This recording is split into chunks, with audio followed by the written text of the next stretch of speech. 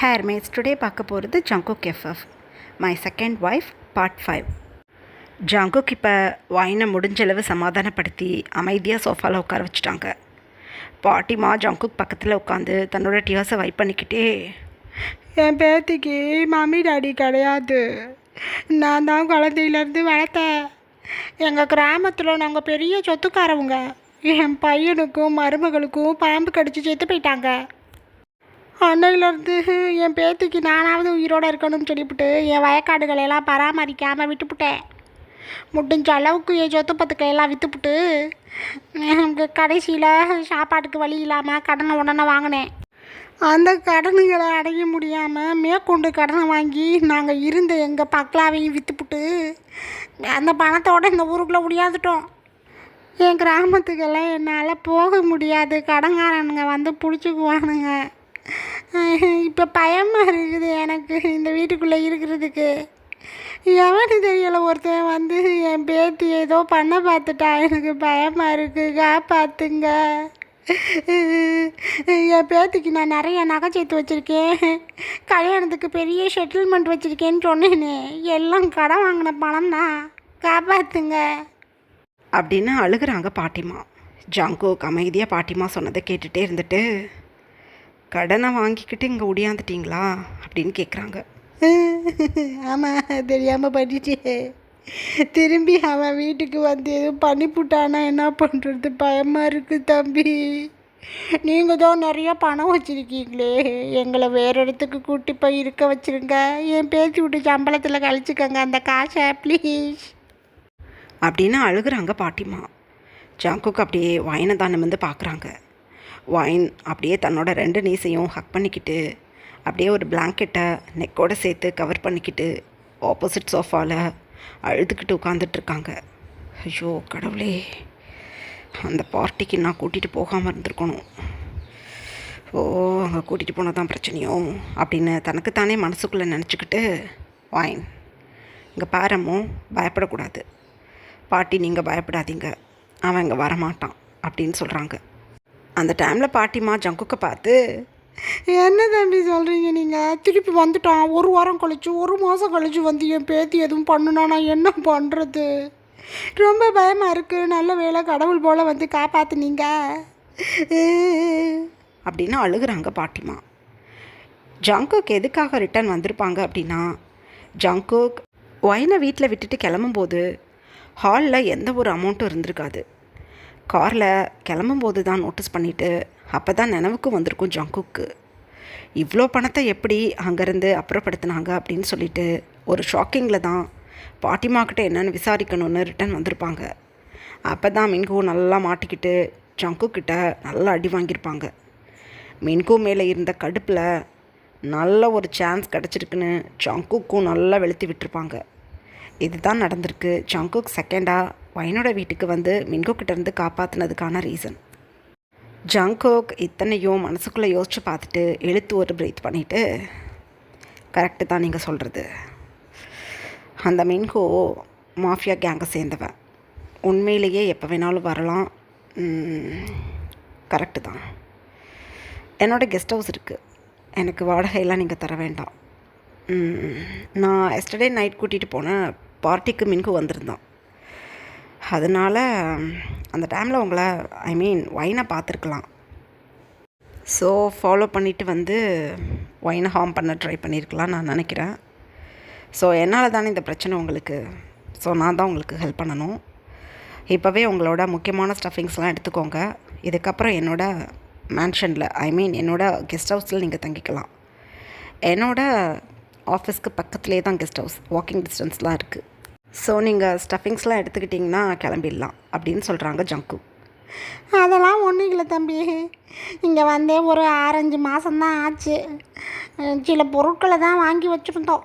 இந்த sofa set, அந்த fridge, அவனு, இதெல்லாம் இங்கேயே இருந்துச்சு. இங்கெல்லாம் எல்லா வீட்டுக்கும் இதெல்லாம் கொடுப்பாங்களாமே வீடு, அதனால் இதெல்லாம் தேவையில்லை. நாங்கள் போட்டுக்கிற துணிமணி இங்கே இருக்கிற பேங்க் லாக்கரில் தான் எங்களுக்கு முக்கியமான பொருளெல்லாம் இருக்குது. அதை பற்றியெல்லாம் ஒன்றும் பிரச்சனை இல்லை, துணிமணிங்க தான்.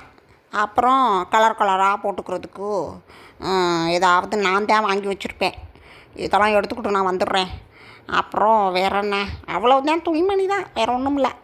அப்புறம் இந்த பணத்தெல்லாம் என்ன பண்ணுறது அப்படின்னு சொல்கிறாங்க பாட்டிமா. ஒன்றும் பிரச்சனை இல்லை. டெய்லி நான் வந்து என்னோடய கார்டு கீழே அமௌண்ட்டு ஃபுல்லாக நான் என்னோடய பர்சனலான இடத்துக்கு எடுத்துகிட்டு போயிடுறேன். இப்போ கொஞ்சம் அமௌண்ட்டை கூட எடுத்துகிட்டு போயிடலாம். அமௌண்ட் எங்கே அப்படின்னு கேட்குறாங்க ஜங்கு. இருக்கு, வாங்க அப்படின்னு சொல்லிக்கிட்டே வைனோட பாட்டிமா வேக வேகமாக தன்னோட ஸ்டோர் ரூமுக்கு கூட்டிகிட்டு போய் அங்கே இருக்க கபோர்ட்ஸில் அடுக்கி வச்சுருக்க பணத்தெல்லாம் ஓப்பன் பண்ணி காட்டுறாங்க. எவ்வளோதானா அப்படின்னு கேட்குறாங்க. இல்லை, என் வீட்டு ரூம், என் பேத்தி வீட்டு ரூம்லாம் இருக்குது அப்படின்னு சொல்கிறாங்க பாட்டிமா. உங்களுக்கு தேவையான அமௌண்ட் எடுத்துக்கிட்டிங்களா அப்படின்னு கேட்குறாங்க. இல்லை அப்படின்னு சொல்லும்போதே பயங்கரமாக ஒரு சவுண்டு கேட்குது. பதறி அடித்து வைனோட ரூம்குள்ளே தான் பாட்டிமாவும் ஜங்குக்கும் போய் பார்க்குறாங்க. வைனப்போ அப்படியே சீலிங்கை பார்த்து விழுந்து கிடக்குறாங்க. ஐயோ அப்படின்னு ஜங்குக்கு போய் தூக்கி விட்டுறாங்க வைனை. வைனோட லெக்ஸில் நல்லா ஒரு ட்ராலி விழுந்து கிடக்கு. காலு அப்படின்னு அழுகுறாங்க. ஐயோ என்ன இவ்வளோ வெயிட்டாக இருக்குது அப்படின்னு மெதுவாக நகர்த்தி வச்சுட்டு என்ன இருக்குது இதில் அப்படின்னு கேட்குறாங்க. வைனப்போ என்னோடய ட்ரெஸ்ஸஸ்லாம் இந்த ட்ராலியில் வைக்கலான்னு எடுத்தேன், இழுக்கும்போது விற்குன்னு வெளியில் வந்துடுச்சு, அப்படியும் காலில் விழுந்துடுச்சு அப்படின்னு அழுகுறாங்க. பெட்டுக்கு கீழே எதுக்காக இந்த ட்ராலியை கொண்டு போய் வச்சுட்டு, அதுவும் இவ்வளோ கனமாக அதுக்குள்ளே என்ன இருக்குது அப்படின்னு கேட்குறாங்க ஜங்கு. தெரியல, காலியாக இருந்த ட்ராலி இது அப்படின்னு சொல்கிறாங்க வைன். ஜங்குக்கு ஓப்பன் பண்ணலான்னு ட்ராலியோட ஜிப்பரை பிடிக்கிறாங்க. பாட்டிமா கிடுக்கிட்டுன்னு வந்து என் ஊரில் இருந்து நான் சில செங்கக்கல்லை கொண்டுக்கிட்டு வந்தேன் இதுக்குள்ளே வைக்கணும்னு சொல்லி. அது எதுக்குன்னா என் ஊரில் இருந்த செங்கக்கல்லை கொண்டுக்கிட்டு வந்து தான் நான் வீடு கட்டணும்னு அப்படின்னு சொல்கிறாங்க பாட்டிமா. ஜங்குக்கு டவுட் வந்துடுச்சு. இந்த பெட்டியில் இருக்க செங்கக்கல் மட்டும் போதுமா நீங்கள் வீடு கட்டுறதுக்கு, கையெடுங்க அப்படின்னு சொல்லிவிட்டு ஜங்குக்கு ஜிப்பரை ஓப்பன் பண்ணால் ஃபுல்லாக கட்டுக்கட்டாக பணம் இருக்குது அதில். ஜங்குக்கு புரிஞ்சு போயிடுச்சு, பாட்டிமா திருட்டுத்தனமாக எடுத்து வச்சுருக்காங்க. ஸோ பாட்டிமாவுக்கு திருட்டு புத்தி இருக்குதுன்னு நல்லா தெரிஞ்சு போயிடுச்சு. ஜங்குக்கு அப்படியே நிமிர்ந்து பாட்டிமாவை பார்த்து என்ன பாட்டிமா அது அப்படின்னு கேட்குறாங்க. ப்ராங்க் பண்ணேன் அப்படின்னு சிரிக்கிறாங்க. ஜங்குக்கு கோபம் வரல பாட்டிமா மேலே. ஏன்னா ஜங்குக் ஃபேமிலியே மாஃபியா ஃபேமிலி. அத்தனை திருட்டுத்தனமும் ஜங்குக்கோட ஃபேமிலிக்கு இயல்பாகவே வரும். ஸோ ஜங்குக்கு எதுவும் பேசாமல், ஓகே இந்த பணம் உங்களுக்கு தான் வச்சுக்கோங்க, வைன் வேறு ட்ராலியில் ட்ரெஸ்ஸஸ்லாம் எடுத்து பேக் பண்ணிவிட்டு வா அப்படின்னு சொல்லிட்டாங்க. இப்படியே டைம் பாஸ் ஆகுது. ஜங்குக் பாட்டிமாவையும் வைனையும் தன்னோட கெஸ்ட் ஹவுஸ்க்கு கூட்டிகிட்டு வந்துட்டாங்க. பாட்டிமா கெஸ்ட் ஹவுஸை பார்த்துட்டு என்னது இது, கெஸ்ட்டுக்கு இவ்வளோ பெரிய ஹவுஸுனா உங்களோட வீடு இன்னும் எவ்வளோ பெருசு இருக்கும் அப்படின்னு சொல்கிறாங்க. இதை விட ஒரு 4 மடங்கு பெருசான வீடு என்னோடது. இங்கேருந்து ஒரு 1 கிலோமீட்டர் தள்ளி என்னோடய மேன்ஷன் இருக்குது. வாக்கபிள் டிஸ்டன்ஸில் தான் என்னோடய கம்பெனி இங்கே இருக்குது. ஸோ அடிக்கடி நான் இங்கே வரும்போது உங்களை பார்த்துக்கிறேன். உங்களுக்கு தேவையானது எதுவும் தேவைன்னா எனக்கு கால் பண்ணி சொல்லுங்கள். வைன் கூச்சப்படாமல் இருக்கணும் பாட்டிமா நீங்களும். இதுக்கப்புறம் இங்கேயே நீங்கள் இருந்துக்கலாம். வைனுக்கு மேரேஜ் எதுவும் பண்ணும்போது வைன் மேரேஜ் பண்ணிவிட்டு போனால் கூட என் பாட்டிமா மாதிரி நீங்கள் இங்கே இருக்கலாம், நோ ப்ராப்ளம் அப்படின்னு சொல்கிறாங்க ஜங்கு. பெரிய மனசு உங்களுக்கு, ரொம்ப நன்றி அப்படின்னு சொல்கிறாங்க பாட்டி. வைன் அப்படியே சுற்றி முற்றி பார்த்துக்கிட்டே கிடுக்கிட்டுன்னு ஜங்குக்கிட்ட வந்து, மிஸ்டர் ஜான், எனக்கு இந்த வீடு ரொம்ப பிடிச்சிருக்கு, ரொம்ப தேங்க்ஸ். எனக்கு பயமாக இருக்குது, இருந்தாலும் நான் 2 days லீவ் போட்டுக்கவா ஆஃபீஸ்க்கு அப்படின்னு சொல்கிறாங்க. ஜங்கு வைனை குறுக்குறுன்னு பார்த்துட்டு ஓகே வைனா. அப்போ ஜங்கு கிளம்பும்போது பாட்டிமாவை பார்த்து சொல்கிறாங்க, எங்கள் மெய்ட்ஸ் யாரும் கிடையாது, கார்டனர் மட்டும் இருப்பாங்க, அப்புறம் வாட்ச்மேன் இருப்பாங்க. நீங்கள் ரொம்ப சேஃப்டியாக அங்கே இருக்கலாம். எதுவும் பிரச்சனைனா அவங்களே எனக்கு கால் பண்ணிவிடுவாங்க. ஸோ நீங்கள் கேர்ஃபுல்லாக இருந்துக்கோங்க. அப்புறம் அவ்வளோதான், வேறு ஒன்றும் கிடையாது, நான் கிளம்புறேன் அப்படின்னு சொல்லிவிட்டு அங்கேருந்து கிளம்பிட்டாங்க. ஜங்குக்கு அங்கேருந்து வெளியில் போனதும் பாட்டிமா குடுக்குடுன்னு ஓடி போய் மெயின் டோரை க்ளோஸ் பண்ணிவிட்டு அப்படியே சுற்றி முற்றி பார்க்குறாங்க. வைன் அந்த டைமில் அப்படியே அந்த ஹவுஸை 1 டைம் சுற்றி பார்த்துட்டு கிரவுண்ட் ஃப்ளோரில் இருக்க ஒரு ரூமை மெதுவாக போய் ஓப்பன் பண்ணி பார்க்குறாங்க. ரொம்ப அழகாக இருக்குது ரூம் பார்க்குறதுக்கு. பாட்டிமா நான் இந்த ரூமில் தங்கிக்கிறேன் அப்படின்னு சொல்லிவிட்டு அமைதியாக போய் பெட்டில் படுத்துட்டாங்க. ஏன்னா ரொம்ப டயர்டாக இருக்குது வைனுக்கு. ஆனால் பாட்டிமா அப்படியே இந்த ஃபுல் ஹவுஸையும் சுற்றி பார்த்துக்கிட்டே, ஆஹா, சரியான ஆளை தான் பிடிச்சிருக்கா என் பேத்தி. இப்படிப்பட்ட ஆள்கிட்ட வேலையை பார்த்துக்கிட்டு, அதுவும் ஒரு ட்ரக்கு நிறையா பணத்தை கொண்டு வந்து என் வீட்டுக்குள்ளே இறக்கி விட்டார் அவர். இந்த ஆளை விடவே கூடாது. கல்யாணம் ஆகி 2 பிள்ளைங்க பெற்றா என்ன, பணக்காரரு. என் பேத்தி அவரை கல்யாணம் பண்ணிக்கிட்டா சொகுசாக இருப்பா. நல்லா ஜாலியாக வீட்டுக்குள்ளே சாப்பிட்டுக்கிட்டு வேணுங்கிறத கேட்டு வாங்கிக்கிட்டு வீட்டு வேலைகளை பார்த்துக்கிட்டு புள்ளக்குட்டியை வளர்த்துக்கிட்டு ஜாலியாக இருப்பா என் பேத்தி. நல்லா பார்க்குறதுக்கு அவரும் ஹைட் அண்ட் வெயிட்டாக ஜெயிண்ட்டு மாதிரி இருக்கிறாரு. ஒரு பயம் ஒன்றும் பண்ண முடியாது. இன்றைக்கி ஒருத்தவன் வந்து என்ன பாடுபடுத்தி விட்டான், 2 போடுதான் ஓடியே போயிட்டானுங்க. கல்யாணம் பண்ணி 2 குழந்தைங்க பெற்றா என்ன, இன்னொரு கல்யாணம் பண்ணிக்கிட்டா ஆகாதா என்ன? என்னோட மாமனாருக்கே 3 பொண்டாட்டி, என் சின்ன மாமனாருக்கு 4 பொண்டாட்டி. சந்தோஷமாக வாழலையா? எப்படியாவது இந்த ஜங்குக்கை மயக்கி என் பேத்திக்கு எப்படியாவது கல்யாணம் பண்ணி வச்சிடணும். என்ன செகண்ட் ஒய்ஃபாக போயிடுவா என் பேத்தி, அதை பற்றியெல்லாம் எனக்கு கவலை இல்லை. ரொம்ப நல்லவராக இருக்கார் இந்த தம்பி.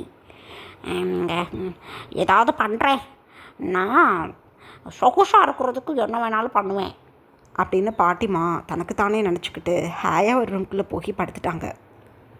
எங்கே அதர் ஹேண்ட் ஜங்கோக் இப்போ தன்னோட மேன்ஷனுக்கு வந்து தன்னோட கேர்ள் பேபிஸை பார்க்குறாங்க. அப்படியே ஐஸெல்லாம் டிரப்பாகுது. கடவுளே, என்னோட குழந்தைங்கன்னு நான் இவ்வளோ நாளாக நினச்சிக்கிட்டு சந்தோஷமாக இருந்தேன். என் வாழ்க்கையோட சந்தோஷம்னே என் குழந்தைங்க தான் இனிமேல் நான் நினச்சேன். ஆனால் இவங்க 2 பேரும் என்னோட குழந்தை இல்லைன்னு சொல்கிறத என்னால் ஏற்றுக்க முடியலை. எதனால் என்னோட குழந்தைங்களுக்கு என்னை பிடிக்கலைன்னு நினச்சி நான் ரொம்ப வருத்தப்பட்டிருக்கேன். எனக்கு கீழே ஒர்க் பண்ணுறவங்க, என்னோட ஆப்போசிட் கேங்கில் இருக்கவங்க, என் பிஸ்னஸ் பார்ட்னர்ஸ்னு குழந்தைங்க கூடவே டைம் ஸ்பெண்ட் பண்ணாதவங்களோட குழந்தைங்க கூட டேடின்னு அவங்கள சுற்றி வருவாங்க. ஆனால் என் லைஃபையே என் குழந்தைங்களுக்காக நான் நினச்சிக்கிட்டு என் பியூக்கிட்டையும் பிங்கிக்கிட்டையும் எவ்வளோ நெருக்கமாக நான் போனாலும் நான் 1 ஸ்டெப் எடுத்து வச்சு அவங்கக்கிட்ட போனால் அவங்க 100 ஸ்டெப் எடுத்து வச்சு என்னை விட்டு தூரமாக போயிடுவாங்க. சரி, பெரிய பிள்ளை ஆக சரியாயிடுவாங்கன்னு நான் நினச்சிட்டு இருந்தேன். ஆனால் இப்போ தானே தெரியுது, அவங்களுக்கு உண்மை தெரியலை அப்படின்னாலும் அவங்களோட ஆத்மார்த்தமான அன்பு மின்கோக்கிட்ட தான் இருக்குது அப்படின்னு. நான் என் வாழ்க்கையை என் குழந்தைங்களுக்கு, என் ஒய்ஃப்க்கு, என் ஃபேமிலி மெம்பர்ஸ்க்கு இவ்வளோ நாள் வாழ்ந்துட்டேன். இதுக்கப்புறம் என்னோடய லைஃப்பை நான் எனக்காக பார்க்கணும். என்னோடய சொத்து தான் என் குழந்தைங்களுக்கும் என் ஒய்ஃப்க்கும் என்னோடய பேரண்ட்ஸ்க்கும் முக்கியம்னு தெரிஞ்சு போயிடுச்சு. எனக்கிட்ட இருந்து எந்த அன்பும் அவங்களுக்கு தேவையில்லை. அவங்க அன்புக்கு நான் ஏங்கி அது கிடைக்காதுன்னு எனக்கு தெரிஞ்சு போயிடுச்சு. மின்குவோட குழந்தைங்க எப்படி என் மேல் அன்பாக இருப்பாங்க அப்படின்னு தனக்குத்தானே சொல்லிக்கிட்டு ஜங்குக்கு அப்படியே வந்து பிங்கி பியோட சீக்ஸை மெதுவாக ரப் பண்ணி கொடுத்து, என்னோட ரத்தத்தில் உருவானவங்கன்னு நான் நினச்சவங்க 2 பேர்த்தையும், ஆனால் நீங்கள் மின்குக்கு சொந்தமானவங்க. ஆனால் உங்கள் மேலே நான் வச்சுருக்க அன்பு எப்போதும் மாறாது. குழந்தைங்கன்னு நான் அவங்கள என்னோட ஆள் மனசில் நினச்சி பார்த்துருக்கேன். எப்போதுமே இந்த ஜியான் டேடியோட அன்பு உங்களுக்கு இருக்கும். ஆனால் இதுக்கப்புறம் உங்ககிட்ட வந்து நான் உங்களை தொந்தரவு பண்ண மாட்டேன். ஆனால் எனக்குன்னு ஒரு வாரிசு கண்டிப்பாக எனக்கு தேவை. ஆனால் அந்த ஹேர் அவங்களோட மம்மி மூலமாக எனக்கு தேவையில்லை. அதுக்கான நான் ஒரு பொண்ணை சூஸ் பண்ணிட்டேன். ஆனால் அவள் ரொம்ப மென்மையானவ, இந்த உலகத்தை பற்றின எந்த ஒரு அறிவும் அனுபவமும் இல்லாதவ. என்ன பண்ணுறது, அந்த மாதிரி பொண்ணை எனக்கு ரொம்ப பிடிச்சிருக்கு. என்னோட நிழலில் அவள் இருக்கும்போது அவள் பாதுகாப்பாக இருப்பான்னு நான் நினைக்கிறேன். இந்த உலகத்தில் அந்த மாதிரி பொண்ணுங்க ரொம்ப கம்மியான பேர் தான் இருக்காங்க. அதில் ஒருத்தி எனக்காக இருக்கா அப்படிங்கும்போது அவளை கண்டிப்பாக நான் என்னவளாக்குவேன். பியூ பிங்கி, அவங்க 2 பேரையும் என்னோட உயிராக நினச்சி நான் உங்களுக்காகவே வாழ்ந்தேன். ஆனால் நான் எந்த அளவுக்கு இறங்கி உங்கள் மேலே நான் அன்பு காட்டினாலும் அவங்களுக்கு என் அன்பு புரியாது. ஏன்னா நான் அவங்களோட டேடி கிடையாது. எனக்கு சீட் பண்ணால் உங்கள் மம்மி, நான் ஒரு நாள் அதை மறக்க மாட்டேன். அவங்களுக்கு தேவையானதை நான் செட்டில் பண்ணிட்டேன். என்னோடய வாழ்க்கையை நான் செட்டில் பண்ணணும். என்னோடய லைஃப்பில் யாருமே இல்லை. எனக்கான ஒரு வாழ்க்கையை நான் உருவாக்கணும்னு முடிவு பண்ணிட்டேன். அதுக்கு எந்த மாதிரியான பிரச்சனைகள் வந்தாலும் அதை சரி பண்ணணும்னு முடிவு பண்ணிட்டேன் அப்படின்னு தன்னோட 2 பொண்ணுங்களை பார்த்துக்கிட்டே ஜங்குக் இத்தனையும் மனசில் நினச்சிக்கிட்டு ஒரு பெயின்ஃபுல்லான ஸ்மைலை தன்னோட பொண்ணுங்க 2 பேரையும் பார்த்து ஸ்மைல் பண்ணிவிட்டு அங்கேருந்து கிளம்பிட்டாங்க ஜங்குக். இப்படியே நெக்ஸ்ட் டே மார்னிங் ஆகுது. ஜங்குக் அவங்க ஃபேமிலி மெம்பர்ஸ் எல்லோரும் இப்போ லிவிங் ஏரியாவில் உட்காந்து அவங்கவுங்களோட மார்னிங் ட்ரிங்க்கை சிப் பண்ணிகிட்ருக்காங்க. அந்த டைமில் மாயாவுக்கு கால் வருது. ரொம்ப கேஷுவலாக ஃபோன் எடுத்து அட்டன் பண்ணி ஹலோ அப்படின்னு சொல்கிறாங்க. ஒரு ஃபியூ செகண்ட்ஸில் மாயாவோட ஃபேஸில் ஒரு கலவரத்தை ஃபீல் பண்ண முடியுது ஜங்குக்கால். ஃபேமிலி மெம்பர்ஸ் இதை நோட்டீஸ் பண்ணிவிட்டு என்னாச்சு மாயா அப்படின்னு மாயா ஃபோன் கட் பண்ணதும் சொல்கிறாங்க. மாயா டக்குன்னு என்ன ஆச்சுன்னு தெரியலை, மின்கு இருக்கார்ல என்னோடய பிஸ்னஸ் பார்ட்னர், அவருக்கு பலமான ஆக்சிடெண்ட்டாக. எஸ்டர்டே பார்ட்டி முடிஞ்சு அவர் மேன்ஷனுக்கு போகும்போது கண்டிப்பாக நான் போய் பார்க்கணும், இல்லாட்டி கொஞ்சம் சங்கட்டமாயிடும் அப்படின்னு சொல்லிவிட்டு காஃபியை கூட ஒழுங்காக குடிக்காமல் அப்படியே சைடில் வச்சுட்டு ஃப்ரெஷ்ஷப்பாக கிளம்பிட்டாங்க. ஜங்குக் அப்படியே ஒரு கோல்டு ஃபேஸில் மாயாவை பார்த்துக்கிட்டே இருந்துட்டு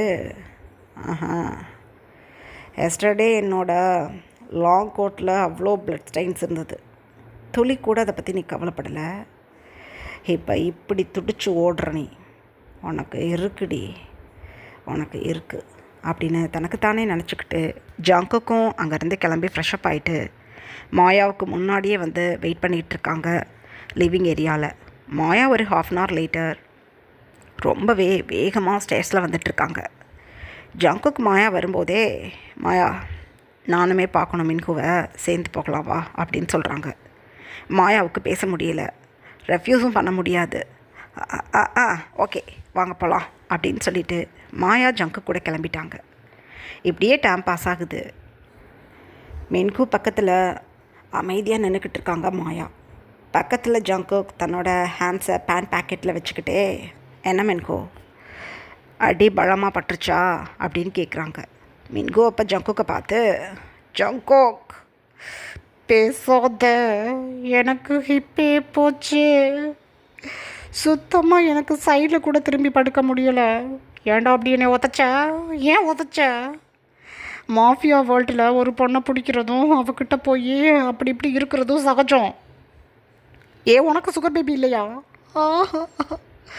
கத்த முடியலை. எதுக்காக அந்த இடத்துக்கு நீ வந்த? எதுக்கு என்னை உதச்ச? அப்படின்னு பழக்கடிச்சிக்கிட்டு பேசுகிறாங்க மின்கு. திக்குன்னு இருக்கு மாயாவுக்கு. மின்கு என்ன பேசுகிறீங்க நீங்கள்? ஆக்சிடென்ட் சொல்லி உங்கள் பிஏ எனக்கு கால் பண்ணாங்க, நீங்கள் என்னடானா ஜங்கு உதச்சிட்டாங்கன்னு சொல்கிறீங்க அப்படின்னு சொல்கிறாங்க. ஆமாம் மாயா, உன்னோட புருஷன் அப்பா எஸ்டர்டே நைட் ஒரு பொண்ணு கூட பார்ட்டிக்கு வந்தான். பொண்ணு பார்க்க நல்லா பயங்கரப்பா, ஐயோ அப்பா முடியல, பயங்கர அழகாக இருந்தா. சரி ஜங்கு கூட சுகர் பேபி தான் போல், நானும் போய் கொஞ்சம் டச் பண்ணி பார்க்கலான்னு போனேன். வீட்டை கண்டுபிடிச்சி அந்த பொண்ணு ஐயோ வானத்துலேருந்து வந்து தேவதை மாதிரி இருந்தா. போய் ஹக் பண்ணி ஒரு 1 நைட் ஸ்டாண்ட் பண்ணிவிட்டு வரலாம்னு நினச்சிக்கிட்டு கிட்டே போனேன். பின்னாடியிலேருந்து என் பேக்கெட்டை பிடிச்சி இழுத்துட்டான். 2 அடி தான், ஒரு ஸ்லாப்பு ஒரு ஹிட்டில் என் முதுகு ஸ்பைனல் கார்டு போச்சு, ஸ்லாப்பில் என்னோடய மோலார் இது போச்சு. இவனை எதுக்கு கூட்டிகிட்டு வந்த? அடிச்சு போட்டு நலன் விசாரிக்க வந்துருக்கியாடாடே அப்படின்னு அழுகிறாங்க மின்கு. ஒரு மாதிரி இருக்குது மாயாவுக்கு இதை கேட்டுட்டு. என்ன மின்கு சொல்கிற? அழகான பொண்ணுன்னு சொல்கிற என்ன அப்படின்னு சொல்கிறாங்க மாயா. ஆமாம் அப்பா வலிக்குது, பேச்சு கொடுக்காத, இவனை கூட்டிகிட்டு போய் என் கண்ணு முன்னாடி இருக்கக்கூடாது. என் ஃப்ரெண்டு கேங்குன்னு சொல்லி இவனை போட்டு தள்ளாமல் வச்சுக்கிட்டு இருக்கேன். ஐயா அப்பா. ஜங்குக்கு யார் அந்த பொண்ணு? உனக்கு எதுக்கு அவளை நீ ஒன்றி உப்பிச்சு உன் கூட கூட்டிகிட்டு வந்த? எப்போ மேந்தாங்க அனுப்பிச்சு தானே வருவான் அவன் கூட அப்படின்னு சொல்கிறாங்க மின்கு. ஜங்குக்கு அப்போ மின்குவையும் அப்படியே சைடு ஐஸில் மாயாவையும் நோட்டீஸ் பண்ணிவிட்டு, அவன் சுகர் பேபியெல்லாம் கிடையாது, என்னோடய எம்ப்ளாய், என்னோட பிஏ. ஹன்ஷுக்கு ஹெட்டேக்கு, அதனால் பிஏன்னு சொல்லிவிட்டு அவளை கூட்டிகிட்டு வந்தேன். நீ அவளை டச் பண்ண பார்த்தா நான் விடுவேனா? நல்ல பொண்ணு, சுகர் பேபியெல்லாம் கிடையாது, என்னோடய எம்ப்ளாயி 2வது. எனக்கு ஹெல்ப் பண்ண கப்பலாக வந்தாவ. என் பொண்டாட்டி ஒழுங்கா என் கூட வந்தால் நான் என் கண்டவளை கூட்டிகிட்டு வர போகிறேன். கூட்டிகிட்டு வந்தேன். என்னோட எம்ப்ளாயி மேலே நீ கை வச்சா நான் பார்த்துக்கிட்டு இருப்பேனா? சுகர் பேபினா நான் கண்டுக்கவே மாட்டேன். அவள் அந்த மாதிரி பொண்ணு கிடையாது. கோபம் வந்துருச்சு, அதான் 4 தட்டு தட்டிட்டேன். இதெல்லாம் ஒரு பெரிய விஷயமா? எத்தனை முறை ட்ரைனிங்கில் நான் உனக்கிட்ட அடி வாங்கியிருக்கேன்.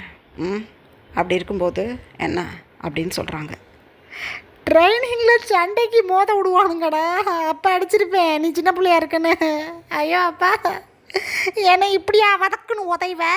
ஐயோ அப்பா, வெளியில் போ, உன்னை பார்க்கவே எனக்கு கோபம் வருது, வெளியில் போ அப்படின்னு கத்துறாங்க மின்கு. ஜங்குக்கு அப்போ ஒரு நக்கலான ஸ்மைல் பண்ணிக்கிட்டே, ஓகே எனக்கு ஆஃபீஸ்க்கு லேட் ஆகிடுச்சு, சாரி கேட்டுட்டு போகலான்னு வந்தேன். ஐம் சாரி, கோபத்தில் 2 தட்டு தட்டிட்டேன், இனிமேல் இப்படி பண்ண மாட்டேன். ஆனால் அந்த பொண்ணுக்கிட்ட வரக்கூடாது, கோபம் வரும் எனக்கு அப்படின்னு சொல்லிவிட்டு ஜங்குக் ஹைடனான ஒரு வார்னிங்காக மின்குக்கிட்ட கொடுத்துட்டு அமைதியாக கிளம்பிட்டாங்க. மின்குக்கு நல்லா புரியுது, எஸ்டர்டே நைட்டு பார்த்த பொண்ணை ஜங்குக்கு பிடிச்சிருக்கு. ஐ மீன் ஏதோ ஒரு சாஃப்ட் கார்னர் இருக்குது அப்படின்னு. ஜங்குக் ரூமை விட்டு வெளியில் போய் ரூம் டோரை க்ளோஸ் பண்ண நெக்ஸ்ட்டு செகண்டே அப்படியே தன்னோட ரைட் ஹேண்டால் மாயாவோட ஹேண்ட்ஸ் பிடிச்சி இழுத்து அப்படியே கிட்ட நிற்க வச்சுட்டாங்க. அப்பா வலிக்குது. ஏய், உன் புருஷன்காரனுக்கு சுகர் பேபியெல்லாம் கிடையாது, எனக்கு நல்லா தெரியும், ரொம்ப ஒழுக்கமானவன். அம்மா, அப்படி இருந்தும் ஒருத்திக்காக என்னை அடிச்சிருக்கான். அதுவும் நாமெல்லாம் ஒரே மாஃபியா கேங்காக சேர்ந்தவங்க, ஃப்ரெண்ட்ஷிப்பில் இருக்கிறவங்க. என்னை அடிக்கிறான்னா எந்தளவுக்கு அந்த பொண்ணை பிடிக்குதுன்னு யோசிக்கணும். உன்னையும் உன் பொண்ணுங்களையும் விட்டுட்டு ஜங்குக்கு எங்கேயும் போகக்கூடாது. போனால் ஜங்குக் சம்பாதிக்கிற இதுக்கப்புறம் சம்பாதிக்கிற சொத்துக்கள் நம்மளுக்கு கிடைக்காம போயிடும், புரிஞ்சுக்கோ. ஜியானோட சொத்து அம்புட்டும் நம்ம பொண்ணுங்களுக்கு தான் வரணும். ஸோ நீ ஜங்குக்கை எப்போதுமே டிவோர்ஸ் பண்ணக்கூடாது. நம்ம டீலிங் உனக்கு தெரியும்ல, மறைமுகமாக ஒரு லீகல் ரிலேஷன்ஷிப்பை 2 பேர் வச்சுக்கிட்டு நம்ம பொண்ணுங்களோட ஹாப்பியாக இருப்போம். ஆமாம், ஜங்குக்கு சொத்து சேர்த்து நம்ம பிள்ளைங்களுக்கு கொடுக்கணும். நான் ஜெயிக்கிற சொத்து என் பிள்ளைங்களுக்கு கிடைக்கணும், அவ்வளோதான். நீ எதுக்கும் கவலைப்படாத. ஜங்குக்கிட்ட கொஞ்சம் அப்படி இப்படியாவது இருக்கிறதுக்கு இனிமையாவது ட்ரை பண்ணு. நம்மளுக்குள்ளே என்ன மியூச்சுவல் அண்டர்ஸ்டாண்டிங்கோடு வாழ்ந்துக்கிட்டு இருக்கோம். ஒரு 3 நைட்டு தான் அந்த ஜங்கு கூட ஸ்பெண்ட் பண்ணியிருக்கியே. நான் அதான் திட்டினேன்னா என்ன? ஒன்றும் இல்லை, அவன் கூட கொஞ்சம் லவ்வி டவ்வியாக இருந்து எந்த பொண்ணையும் பார்க்காத மாதிரி பார்த்துக்கடி, இல்லாட்டி நம்மளுக்கு தான் ஆப்பு விழுந்து போயிடும். உன்னை டிவோர்ஸ் பண்ணி விட்டுட்டான், சொத்து பத்துக்களை அவன்கிட்ட இருந்து அட்டைப்பட முடியாது. கவனம், எந்த பொண்ணையும் திரும்பி பார்க்காத மாதிரி வச்சுக்கோ. கிளம்பு இங்கேருந்து, முதல்ல எனக்கு முடியல, உன்கிட்ட பேச முடியல, கிளம்பு அப்படின்னு மின்கு சொல்கிறாங்க. இதெல்லாம் கேட்டுட்டு மாயாவுக்கு பேசவே முடியலை. அவன் அடித்தானா திருப்பிக்கிட்டு அடிக்காமல் என்ன அப்படின்னு சொல்கிறாங்க மாயா. அடிச்சிருந்தா தான் நான் வந்து இங்கே கிடக்கவா போகிறேன், அடிக்க முடியலை அவனை, போ அப்படின்னு சொல்கிறாங்க. அதுக்கு மேலே 1 வேர்டு கூட பேசலை, அமைதியாக அங்கேருந்து வெளியில் போயிட்டாங்க மாயா. வெளியில் போனவங்களுக்கு பயங்கரமான டவுட். ஏன் அப்படின்னா, மின்கு ஒரு பொண்ணை தான் முன்னாடியே அழகாக இருக்கிறதா சொல்கிறாங்க. எஸ்டர்டே நைட் அந்த பொண்ணை பார்க்குறதுக்கும் அந்த பொண்ணை பேட் டச்சும் பண்ணியிருக்காங்க. அதுக்கு தான் ஜங்கு கிட்ட நல்லா வாங்கி இங்கே வந்து கிடக்குறாங்க. ஸோ தன்னை விட இன்னொரு பொண்ணை பிடிக்குது மின்குக்கு அப்படின்னா, ஒருவேளை அந்த பொண்ணை எதுவும் மேரேஜ் பண்ணிட்டா என்ன பண்ணுறது? தன்னோட பொண்ணுங்களோட தன்னோட கிட்ஸோட ப்ரியாரிட்டி அந்த டைமில் குறைஞ்சி போயிடுமே. ஸோ மின்குக்கு எந்த பொண்ணையாவது பிடிக்குது அப்படின்னா முதல்ல அந்த பொண்ணை ஒரு வழி பண்ணணும்னு நினச்சிக்கிட்டு அமைதியாக நின்றுட்டுருக்காங்க. ஏன்னா மாயாவை பொறுத்தளவு மின்குவை ரொம்ப பிடிக்கும் மாயாவுக்கு. மின்குவோட 2 ஒய்ஃப் கிட்டையுமே மாயா நெருங்க விடாமல் மின்குவை தான் கைக்குள்ளேயே வச்சுருக்காங்க. அப்படி இருக்கும்போது 3ஆவதாக ஒரு பொண்ணை பிடிச்சிருக்கு. அதே பொண்ணுக்காக ஜங்குக்கு இந்தளவு கோபப்பட்டிருக்காங்க அப்படின்னா கண்டிப்பாக அந்த பொண்ணை பார்க்கணும், அந்த பொண்ணை போட்டு தள்ளணும் அப்படிங்கிற ஒரே நினப்புக்கு வந்துட்டாங்க மாயா. 2வது, ஜங்குக்கை டிவோர்ஸ் பண்ணணுங்கிற எந்த எண்ணமும் கிடையாது மாயாவுக்கு. மாயா ஜங்குக்கோட வீட்டில் ஃபேமிலி மெம்பர்ஸ் கூட ஹாப்பி லைஃப்பை லீட் பண்ணிக்கிட்டு ஜங்குக்கோட சொத்துக்களை அனுபவிச்சுக்கிட்டு தனக்கு பிடிச்ச மின்குவோட ஒரு ஹாப்பி இல்லீகல் லைஃப்பை லீட் பண்ணிக்கிட்டு வாழ்க்கை முழுக்க ஹாப்பியாக இருக்கலாம்னு நினச்சிக்கிட்டு இருப்பாங்க. அந்த டைமில் இந்த மாதிரி ஒரு சிக்கல் வந்தால் சும்மா இருப்பாங்களா? யார் அந்த பொண்ணுன்னு தெரிஞ்சுக்கிட்டு அந்த பொண்ணை மிரட்டணும், இல்லை போட்டு தள்ளிடணுங்கிற முடிவுக்கு வந்துட்டாங்க மாயா. இப்படியே டைம் பாஸ் ஆகுது. 2 months லேட்டர் ஜங்குக் இப்போ அமைதியாக ஈவினிங் உட்காந்து தன்னோட ஃபைல்ஸ்லாம் செக் பண்ணிகிட்ருக்காங்க. பியூவும் பிங்கியும் அப்படியே ஒரு கோல்டு ஃபேஸில் வேகமாக வந்து தன்னோட பேக்கை சோஃபாவில் தூக்கி போட்டுட்டு அப்படியே ஜங்குக் பக்கத்தில் வந்து நிற்கிறாங்க. ஜங்கு குழந்தைங்கள பார்த்ததும் ஃபைலை சைடில் வச்சுட்டு ஒரு ஹாப்பி ஃபேஸில் ஹாய் பேபிஸ் என்ன வேணும் அப்படின்னு கேட்குறாங்க. எதுக்காக மின்கோ அங்கிளை நீ அடிச்சியா அப்படின்னு கேட்குறாங்க பிங்கி. அப்போ பியோ இந்த ஆளை நம்ம ஏதாவது பண்ணணும், இவனை பார்த்தாவே எனக்கு பிடிக்கலை அப்படின்னு சொல்கிறாங்க. கோபம் வருது ஜங்குக்கு. இருந்தாலும் குழந்தைங்க மேலே உண்மையிலே அன்பு இருக்குது ஜங்குக்கு. ஸோ அமைதியாக பல்ல கடிச்சிக்கிட்டு எங்கே பாருங்கள் பேபிஸ், டேடி அப்படி பேசக்கூடாது, மரியாதையாக பேசணும் அப்படின்னு சொல்கிறாங்க. அந்த டைமில் பாட்டிமாவும் மாயாவும் குழந்தைங்கள பிக்கப் பண்ணிவிட்டு இப்போ தான் பின்னாடி வந்துட்டு இருந்திருப்பாங்க. குழந்தைங்க பேசுகிறத கேட்டுக்கிட்டே மாயா ஒரு லைட்டான ஸ்மைலில் அப்படியே வந்து சைடில் உட்காந்து, கரெக்டு தான், நல்லா கேளுங்க பேபி, நம்மளோட ஃப்ரெண்ட்ஷிப்பில் இருக்க கேங்ஸ் கிட்ட சண்டை போட்டால் என்ன பண்ணுறது? யாரவ ஏதோ ஒயினாமே, கிம் ஒயின் அப்படி தான் நினைக்கிறேன். அவளுக்கு உங்களுக்கு என்ன டீலிங்? ஆஃபீஸில் பிஏன்னு சொல்லி உட்கார வச்சுக்கிட்டு ஒரு வேலையும் பார்க்க தெரியாதாமே. 2 monthஸாக அதெல்லாம் நான் கேட்டுக்கிட்டு தான் இருக்கேன். என்னமோ பண்ணி கேட்டு ஒல்லி, எனக்கு தேவையில்லை. ஆனால் எதுக்காக நீ மின்குவை ஸ்லாப் பண்ணனு எனக்கு சொல்லணும். ஸ்பைனல் கார்டே போச்சு, 2 monthஸாக நிற்கக்கூட முடியாமல் தடுமாறிக்கிட்டு இருக்கார் அவர். ஏன்டா அப்படி பண்ண அப்படின்னு ஒரு கோல்டு ஃபேஸில் ஜங்குக்கை பார்த்து பேசிக்கிட்டு இருக்காங்க மாயா. பாட்டிமா ரொம்ப கோஷியாக உட்காந்துக்கிட்டு, இவன் ஒரு அறிவு கட்டவன், ஒரு ட்ரக்கை எடுத்துக்கிட்டு வந்தான், உள்ளுக்குள்ளே பணம் இருக்கான்னு பார்க்குறதில்ல, வெறும் ட்ரக்கை கொண்டு வந்து வச்சுப்புட்டு மாஃபியாவுக்குள்ளேயே கலகம் பண்ண பார்த்துப்புட்டான் அப்படின்னு சொல்கிறாங்க. அந்த டைமில் அங்கிள் ஆண்டி 2 பேரும் அவங்களோட ஆஃபீஸர் முடித்து இப்போ தான் உள்ளே வந்துட்டுருக்காங்க மேன்ஷனுக்குள்ளே. இவங்க பேசுகிறதெல்லாம் நல்லா கேட்டிருக்கோம். வரும்போதே அங்கிளும் ஆண்டியும் பேசிக்கிறாங்க. இவனை பெற்றதுக்கு அந்த மென்குவை பெற்றிருக்கலாம், நல்லா உட்காந்து சாப்பிட்டுக்கிட்டு இருந்திருக்கலாம், நல்லா கோடிக்கணக்கில் சொத்தை சேர்த்து மாயா விட்டு சொத்தை இப்போ நாங்களே மெயின்டைன் பண்ணுற மாதிரி இருக்குது. மாயா ஒரு பொண்ணு என்ன பண்ணுவா? சின்ன பொண்ணு அவள். 2 குழந்தைங்கள உனக்கு பர்த் பண்ணி கொடுத்துருக்கா, நீ மின்குவை போய் அடிச்சிருக்க, ஏன்டா அப்படி பண்ண அப்படின்னு சொல்கிறாங்க ஜங்குக்கை பார்த்து ஜங்குக்கோட மம்மி. அதுக்கு ஜங்குக்கோட டேடி, ஜங்குக்கு யார் ஒயினு? எஸ்டர்டே தான் எனக்கு தெரிஞ்சது. அந்த பொண்ணு எந்த வேலையும் பார்க்க தெரியாமல் உனக்கு பிஏவா? மந்த்லி 2 lakhs சேல்ரி கொடுத்து வச்சுக்கிட்டு இருக்கிறியாமே. சேல்ரி கொடுத்து பிஏவை தான் வச்சுக்கிட்டு இருக்கியா இல்லை வேறு எதுவும் பண்ணுறியா அப்படின்னு கேட்குறாங்க ஜங்குக்கோட டேடி. ஜங்குக்கு அப்போ இழுத்து ஒரு ப்ரீத் பண்ணிவிட்டு அப்படியே எழுந்து அமைதியாக நடந்து மாயாக்கிட்ட போய் எந்திரடி அப்படின்னு சொல்கிறாங்க. மாயா அப்படியே சாஞ்சு உட்காந்து, என்ன கோல்டு வாய்ஸில் பேசினா பயந்துடுவேனா? ட்வின் பேபிஸ் பர்த் பண்ணி கொடுத்துருக்கேன், சும்மா கிடையாது. நான் நின்றுனா நிற்கணும், உட்காரணும் நீ மைண்ட் இட் அப்படின்னு சொல்கிறாங்க ஜங்குக்கை பார்த்து மாயா. ஓஹோ அப்படின்னு ஜங்குக்கு சொல்லிக்கிட்டே அப்படியே ஹேரை பிடிச்சி தூக்கிட்டாங்க. ஆஹா அம்மா விட்றா அப்படின்னு சொல்கிறாங்க மாயா. தன்னோட வெறி தீர ஜங்குக் மாயாவோட 2 சீக்ஸ்லையும் பட்டுன்னு அடிச்சிட்டாங்க. உண்மையிலேயே கிறுக்கிறுன்னு ஆயிடுச்சு மாயாவுக்கு. குழந்தைங்க 2 பேரும் அப்படியே தன்னோட இண்டெக்ஸ் ஃபிங்கரை மவுத்தில் வச்சுக்கிட்டு சோஃபா மேலே ஏறி உட்காந்துக்கிட்டாங்க. மாயாவோட சீக்ஸில் நல்லா அட்டி போட்டு ஹேரை பிடிச்சி சைடில் இழுத்துக்கிட்டு போய் அப்படியே ஏற்றி விட்டுட்டாங்க. ஃப்ளோரில் போய் விழுந்துட்டாங்க மாயா. உண்மையிலேயே லிப்ஸில் இருந்து லைட்டாக ப்ளீட் ஆகிடுச்சு. அப்படி ஒரு ஸ்லாப். ஃபேமிலி மெம்பர்ஸ் அத்தனை பேரும் எழுந்து நின்றுட்டாங்க. ஜங்குக்கு என்ன பண்ணிக்கிட்டு இருக்க அப்படின்னு சொல்லிக்கிட்டே பாட்டிமா கிடுக்கிட்டுன்னு ஜங்குக்கிட்ட வர்றாங்க. பாட்டிமாவோட ஹேரை பிடிச்சி அப்படியே தரன்னு இழுத்துக்கிட்டு போய் சைடில் இருந்த வாலில் ஒரே ஹிட்டு. பாட்டிமாவோட ஹேரை பிடிச்சி இழுத்துட்டு போகும்போதே ஜங்குக்கோட மம்மியும் டேடியும் ஜங்குக்கு பின்னாடியே வந்து பாட்டிமாவோட ஹேர்லேருந்து ஜங்குக்கோட ஹேண்ட்ஸை எடுத்து விட்டு ட்ரை பண்ணியிருப்பாங்க. ஜங்குக் அப்படியே பாட்டிமாவை ஏற்றி விட்டுட்டு ஜங்குக்கோட டேடிக்கும் மம்மிக்கும் தன்னோட லெஃப்ட் ஹேண்ட்லேயே நல்லா 2 சீக்ஸ்லையும் பழுக்க அடி போட்டு விட்டுட்டாங்க. இதை நினச்சி கூட பார்க்கல அங்கே இருக்க மெய்ட்ஸ் யாருமே. ஜங்குக்கோட டேடிக்கு உயிரே போகணும் இருக்குது. ஜங்குக் டேடி அடிச்சிட்டியா அப்படின்னு சொல்கிறாங்க.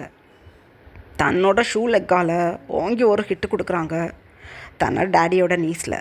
அப்படியே நீஸில் உட்காந்துட்டாங்க. ஜங்குக் தம்மோட மம்மியோட ஹேரை பிடிச்சி அப்படியே தான் ஃபேஸ் கிட்ட கொண்டு வந்து, நீ எல்லாம் எனக்கு மம்மியா? இந்த எனக்கு டேடி. பிறந்ததுலேருந்து இப்போ வரையும் இந்த செகண்ட் வரையும் உங்களை எல்லாம் நான் ஹார்ம் பண்ணது கிடையாது, என்னோடய ரியல் ஃபேஸையும் காட்டினது கிடையாது. என்னைய பார்த்து ஜெயிண்ட் மாதிரி இருக்கிறேன்னு சொல்கிறதும் மான்ஸ்டர் மாதிரி இருக்கிறேன்னு சொல்கிறதும் 2 பிள்ளைய பெற்றுப்புட்ட குழந்தைங்களுக்காக ஓடுன்னு சொல்கிறதும் என்ன உங்களுக்கு உழைச்சி கொட்டுறதுக்கு நான் என்ன மெஷினா? உங்களுக்காகவே என் லைஃப்பை நான் இவ்வளோ வருஷமாக வாழ்ந்திருக்கேன். அதுக்கு எனக்கு க்ரெடிட் தேவையில்லை. க்ரெடிட்க்கு நான் அலையவும் இல்லை. நார்மலாக ஒரு பர்சனுக்கு கிடைக்கக்கூடிய எந்த ஒரு கன்சர்னும் எனக்கு நீங்கள் காட்டினதில்லை. கேட்டால் நான் ரஃப் அண்ட் டஃப்பான ஆளுன்னு சொல்லி நீங்கள் என்கிட்ட ரஃப் அண்ட் டஃப்பாக நடந்துக்கிட்டு அடிக்காமல் என்ன பண்ணுவேண்ணா? நான் இப்படித்தான் இனிமே இஷ்டம்னா அந்த வீட்டில் இருக்கலாம், இல்லையா இதெல்லாம் உங்களோட சொத்துல. நான் எனக்கான வீட்டை தேடி போய்கிட்டே இருப்பேன். உங்களோட எந்த சொத்தும் எனக்கு தேவையில்லை. தூக்கி எறிஞ்சிட்டு போயிடுவேன். சும்மா இருக்க மாட்டேன். போயிட்டு அத்தனை பேரையும் தூக்கிடுவேன். நானே போட்டு தள்ளுவேன். என்னோட டெவில் ஃபேஸை நீங்கள் யாரும் பார்த்ததில்ல. இதுக்கப்புறமும் பார்க்கக்கூடாதுன்னு நான் நினைக்கிறேன். இதுக்கப்புறம் எனக்கிட்ட வாடா போடா என்னன்னு ஏதாவது பேசிக்கிட்டு இருந்தீங்க நீங்கள் யாரும், பேசுகிறதுக்கு டீத் இல்லாமல் பண்ணிவிடுவேன். பிங்கி, பியோ, இதுக்கப்புறம் மரியாதை இல்லாமல் நீங்கள் 2 பேரும் பேசுனீங்க, அவங்க 2 பேரையும் ஹாஸ்டலில் சேர்த்து விட்டு ஒரு வழி பண்ணிவிடுவேன். மரியாதையாக எல்லாத்துக்கிட்டையும் நடந்துக்கணும், ஒபீடியண்ட்டாக பேசி பழகணும். கடாட் அப்படின்னு ஒரு ஷவுட் பண்ணுறாங்க. குழந்தைங்க 2 பேரும் பிக்கு பிக்குன்னு முழிச்சுக்கிட்டு ஓகே டாடி அப்படின்னு சொல்லிக்கிட்டு தன்னோட க்ரைம்னஸை கண்ட்ரோல் பண்ணிக்கிட்டு இருக்காங்க. ஜங்குக் அப்போ அமைதியாக பொண்ணுங்கக்கிட்ட போய், எங்கே பாருங்கள் பேபிஸ், டேடிக்கு உங்கள் மேலே அன்பு அதிகம். அதை நீங்கள் மிஸ்யூஸ் பண்ணுறீங்க அப்படின்னா டேடியோட ரியல் ஃபேஸை உங்கள்கிட்டையும் காட்டுற மாதிரி இருக்கும். டேடிக்கு அன்பை விட மரியாதை முக்கியம் அப்படின்னு சொல்லிவிட்டு வேகமாக மேன்ஷனை விட்டு வெளியில் போயிட்டாங்க தன்னோட ஃபைல்ஸ் எடுத்துக்கிட்டு. ஜங்குக் ஃபேமிலி மெம்பர்ஸ்க்கு பேசவே முடியலை. என்னென்னமோ நடந்து போயிருச்சு இந்த வீட்டுக்குள்ளே. பார்க்குறதுக்கு கரடு மரடாக இருந்தாலும் அப்படியே கல்கண்டு மாதிரி மனசை வச்சுக்கிட்டு திரிவான். அப்படி நல்லவே என் பேரன். இந்த போடு போட்டுவிட்டு போயிட்டானே. ஐயோ, அந்த மெய்ட்ஸ் எல்லாம் பார்த்து விட்டாங்க, பெரிய அசிங்கம் நம்மளுக்கு அப்படின்னு அழுகுறாங்க பாட்டிமா. அந்த டைமில் ஜங்குக்கோட டேடி மெதுவாக எழுந்து தன்னோட நீஸை ரப் பண்ணிக்கிட்டே தன்னோட ஒய்ஃபையும் தூக்கி விட்டுட்டு மாயாவையும் தூக்கி விட்டுட்டு, நம்ம எல்லோரும் கொஞ்சம் ஓவராக தான் போயிட்டோம் போல், அவன்கிட்ட கொஞ்சம் நம்ம அன்பாக நடந்திருக்கணும். ஐயோ அப்பா, கால் வலிக்குது. என்ன திடீர்னு இவ்வளவு கோவப்பட்டுட்டான்? உண்மையிலேயே என் ஃப்ரெண்ட்ஸ் எல்லாம் சொல்லுவாங்க, மாஃபியா வேர்ல்டுலேயே ஒழுக்கமான பையனா உன் பையன்தான். அப்பா, அவனுக்கு தான் சுகர் பேபியும் இல்லை, கேர்ள் ஃப்ரெண்டும் இல்லை, நறுக்குன்னு கல்யாணத்தை பண்ணி 2 பிள்ளைங்களை பெற்றுக்கிட்டு ஜம்முன்னு இருக்கான் அப்படின்னு, ரொம்ப ஜென்டிலான ஒரு பர்சன் அப்படின்னு. அப்பா, அப்படி இருக்கிறவனுக்கிட்ட போய் ஒரு பொண்ணை பற்றி தப்பாக பேசுகிறதுக்கு வந்தோன்னா அவன் சும்மா இருப்பானா? அதான் கோவப்பட்டுட்டான் போல், வாயை பொத்திக்கணுன்னுமே. அப்பா அம்மா, எனக்கு வலிக்குது அப்படின்னு புலம்பிக்கிட்டே ஜங்குக்கோட டேடி அமைதியாக வந்து சோஃபாவில் உட்காந்துட்டாங்க. ஃபேமிலி மெம்பர்ஸ் இதுக்கப்புறம் ஜங்குக்கிட்ட வாய் கொடுக்கவே பயப்படுற அளவுக்கு ஆயிட்டாங்க. இப்படியே டைம் பாஸ் ஆகுது. எங்கே அதர் ஹேண்ட் ஜங்குக் தன்னோட ஆஃபீஸ்க்கு வந்து அன்றைக்கி நைட்டு நடக்கக்கூடிய மீட்டிங்ஸ் எல்லாத்தையும் முடிச்சுட்டு ஜங்குக் தன்னோட கேபினில் அமைதியாக உட்காந்து எதையோ யோசிச்சுட்ருக்காங்க. வேறு எதுவும் கிடையாது, வயனை பற்றி தான் யோசிச்சுக்கிட்டு இருக்காங்க. வயான், நான் உன்னை ஒரு 6 மந்த்தாக பார்த்துக்கிட்டு இருக்கேன் பேபி. உன்ன மாதிரி ஒரு நல்ல பொண்ணு எனக்கு கண்டிப்பாக கிடைக்க மாட்டா. என் போராத நேரம் நான் ஒரு பொண்ணை மேரேஜ் பண்ணி அவள் என்னையை சீட் பண்ணி வேறு எவனுக்கோ ட்வின் பேபிஸை பெர்த் பண்ணிக்கிட்டு என் வீட்டுக்குள்ளே இருக்கா. நான் இவ்வளவு நாள் கவனித்ததில் கண்டிப்பாக அவள் என்னை டிவோர்ஸ் பண்ண மாட்டா. என் ஃபேமிலி மெம்பர்ஸ் டிவோர்ஸ் பண்ண விட மாட்டாங்க. ஆனாலும் நான் எகெயின் மேரேஜ் பண்ணால் என்னோடய ஃபேமிலி மெம்பர்ஸால் என்னை தடுக்க முடியாது. ரீசன், நான் மாஃபியா வேர்ல்டை சேர்ந்த மாஃபியா கிங். என்னோடய ஃபேமிலி பரம்பரையாக மாஃபியா வேர்ல்டு சேர்ந்தது. ஸோ நான் மேரேஜ் பண்ணிக்க முடியும். யாரும் என்னையா தொந்தரவு பண்ண முடியாது மேரேஜ் பண்ணிக்கக்கூடாதுன்னு. ஆனால் நீ ஒத்துக்கணுமே என்னை மேரேஜ் பண்ணிக்க. அவன் பாட்டிமா ஒத்துக்கணும். என்ன பண்ணுறது, எப்படியாவது நான் உன்னை மேரேஜ் பண்ணணும். என்னை விட நீ 13 ஏஜுக்கு சின்ன பொண்ணு. இருந்தாலும் நீ தான் எனக்கு வேணும். ஏன்னா நான் எந்த பொண்ணுங்களையும் நம்ப மாட்டேன். என்னோட பொண்டாட்டியாக இருந்துக்கிட்டு என்னைய சீட் பண்ணவளை உன்னைய வச்சு நான் ரிவெஞ்ச் பண்ணணும். உன்னைய நான் பார்த்துக்கிறத வச்சு அவள் சஃபர் ஆகணும். என்னோட அன்புக்கும் என்னோட அத்தனைக்கும் உன்னை மாதிரி ஒரு பொண்ணு தான் தகுதியானவ. நான் சீக்கிரம் உன்னை மேரேஜ் பண்ணுறதுக்கு ரெடி பண்ணுறேன் அப்படின்னு தனக்கு தானே நினச்சிக்கிட்டு வைனை எப்படி மேரேஜ் பண்ணுறதுன்னு மனசுக்குள்ளேயே ஒரு பிளான் போட்டுட்ருக்காங்க ஜங்குக். இதுக்கப்புறம் என்ன நடந்ததுன்னு நெக்ஸ்ட் பார்ட்டில் பார்க்கலாம். Bye armies.